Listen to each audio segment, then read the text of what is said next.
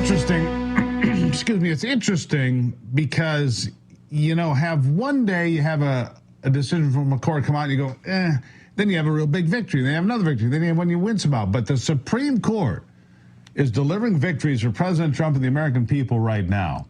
On Monday, the court granted the Trump administration's request to stay a lower court injunction blocking them from deporting illegals to third countries without prior notice. Third countries being a country they didn't come from. A near-term win for the Trump administration as it looks to quickly enforce its immigration crackdown and throw people out of the country. Another victory came earlier today when the Supreme Court ruled that South Carolina has the power to block Medicaid funding for Planned Parenthood clinics. The victories are coming in from Los Angeles and all angles, because President Trump and his administration are doing well. Here with me to discuss this is Naval JAG officer, U.S. lawyer, and a candidate for the GOP primary for one of North Carolina's Senate seats. He's going up against Tom Tillis. Don Brown is with me. Don, nice to see you. Steve, it's great to be back with you. Hope you're doing well. I'm doing great. Look, these are big wins. The Planned Parenthood thing, big win. The ability to continue to send criminals out of this country to places like El Salvador or Guatemala or Costa Rica or anywhere else we see fit. It's now back on. The Supreme Court has issued its ruling. You can't stop it. Donald Trump is delivering, isn't he? That he is. Last summer the court had a pretty good run. There were a couple of cases I didn't like, but most were pretty decent.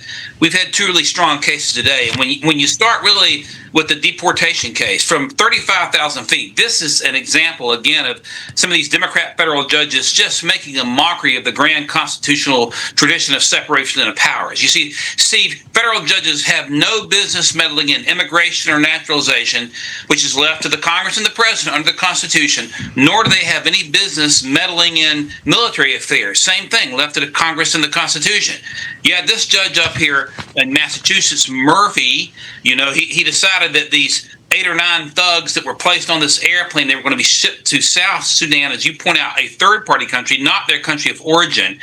He issues a stay giving them a right to 15 days and an opportunity to have a hearing to show whether or not they're going to be tortured. Now, this goes into a fundamental issue here. The first 7 words of the Constitution are "we, the people of the United States." Not we, the people of Cuba or Cambodia or Mexico or Laos or Thailand, but of the United States.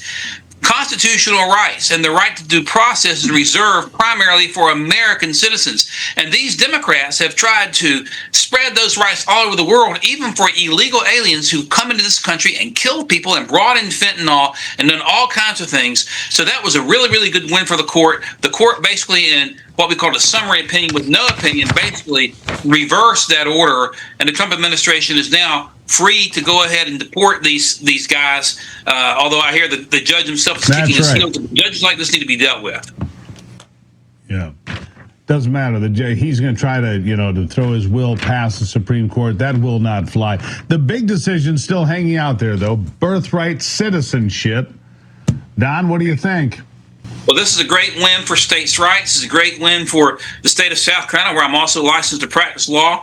In 2018, when Governor Henry McMaster became governor of South Carolina, he looked and he saw that South Carolina was sending some of its Medicaid money to Planned Parenthood. And of course, in 1976, the Hyde Amendment already made it illegal to send Medicaid money for abortions. So the governor moved to stop South Carolina's spending on Planned Parenthood and basically cut them off as a provider. And the case went to the Supreme Court, actually went to the district court and the circuit court to rule with Planned Parenthood and the plaintiff, and the Supreme Court reversed that and said, listen, you don't have an individual right to sue under the Civil Rights Amendment, 42 U.S.C. Section 1983, when this is clearly an issue of funding. And so it's a big win for the state of South Carolina. South Carolina is largely pro-life. Abortions are not permitted before 6 weeks. And so it's a great win for states' rights, and it's a great win for life as well. All right, Don, you're running for Senate, and so I'd like to end this segment with a little fun. I want you to look at this. It's a compilation of Democrat Senator Bernie Sanders during an interview on Joe Rogan's podcast, and he was being asked about the Green New Deal and climate change and all the changes he wants to make in America and all the facts behind it. Here's what Bernie had to say about all the facts behind it. Listen. Have you prepared for this? I am well prepared. What are your thoughts on this? There ain't no easy answers. Let me throw that out to you. I don't have a magical solution. I wish I did. I don't. I don't know the answer to your question. Admittedly, it is complicated. I don't have the magic answer. Okay, I don't have the answer to that question. That's the problem. What does it mean? What does that mean? What does that mean? So, and again, please, these are complicated issues. I surely don't have all the answers. What was they saying? Right now, where is it?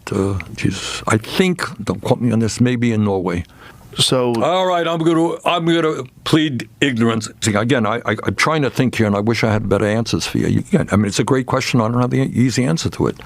I don't. He doesn't have any answers about any of it. But he wants to change America fundamentally and take energy away from the middle class and the rest of us, and jack up taxes and make us use windmills instead of actual power sources. And he has no answers at all. What would you say to that kind of clown behavior?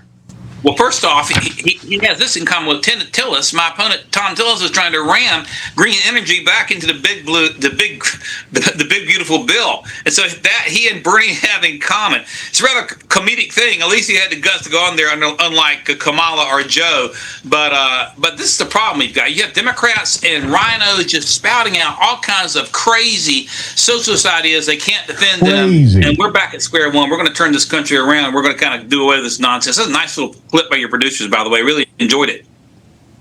There you go. All right, Don. Thank you for being here. I'm sure we'll talk again a long way to the primary. Hang in there. Do well. We'll talk soon. Thank you, Steve. Good to see you.